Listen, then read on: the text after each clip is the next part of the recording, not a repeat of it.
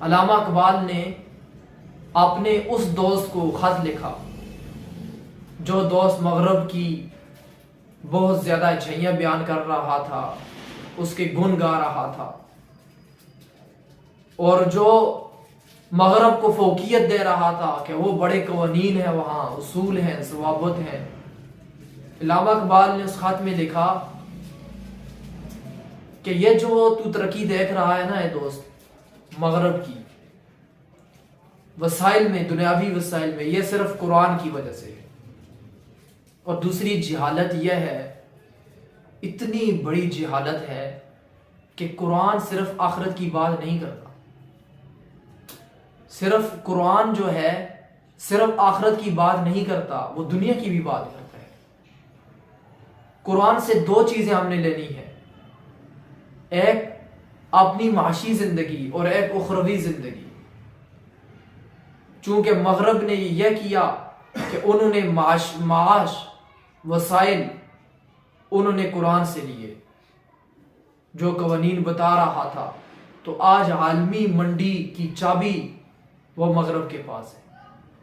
مثال کے طور پر میں نام لوں، سب سے بڑا بزنس مین سٹیو جابز بن گیا، سب سے بڑا بزنس مین بل گیٹس بن گیا، سب سے بڑا بزنس مین وارن بفٹ بن گیا، سب سے بڑا بزنس مین مارک زکربرگ بن گیا۔ آپ کو ابھی بتاتا ہوں اپنے علم سے، یہ مدارس کا نظام شروع کیسے ہوا تھا۔ یہ جو آج مدارس کا نظام ہے، یہ کیسے شروع ہوا تھا؟ یہ اس وقت شروع ہوا تھا جب ہلاکو نے بغداد کی اینٹ سے اینٹ بجا دی تھی۔ بغداد کی کل آبادی اس وقت 30 لاکھ پر مشتمل تھی، اور ہلاکو نے 25 لاکھ لوگوں کا ایک ہفتے کے اندر اندر قتل عام کیا تھا۔ بغداد کے کتوں اور بلوں کو بھی اس نے ذبح کر دیا تھا۔ تو اب سر جوڑ کر بیٹھے علماء کہ اب ٹھیک ہے، وسائل میں ہمیں پیچھے ہٹ جانا چاہیے، سائنس میں، ٹیکنالوجی میں ہمیں پیچھے ہٹ جانا چاہیے۔ ابھی صرف مسلمانوں کے لیے اپنا وجود باقی رکھنا دشوار ہو گیا تھا، تو تب یہ مدارس کا نظام ترتیب دیا گیا۔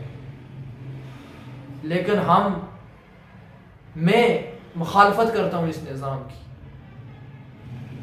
یہ نظام ایسا ہے کہ جو آپ کو دنیا سے بالکل کٹا رہا ہے، لیکن قرآن دنیا سے جوڑ رہا ہے۔ میں ایسے نظام سے میں کیسے متفق ہو سکتا ہوں جو قرآن کی مخالف کھڑا ہو؟ قرآن دنیا کی بھی بات کرتا ہے، آخرت بھی کرتا ہے، آخرت کی بھی بات کرتا ہے، لیکن ہمارے مدارس صرف اور صرف دنیا آخرت کی بات کرتے ہیں۔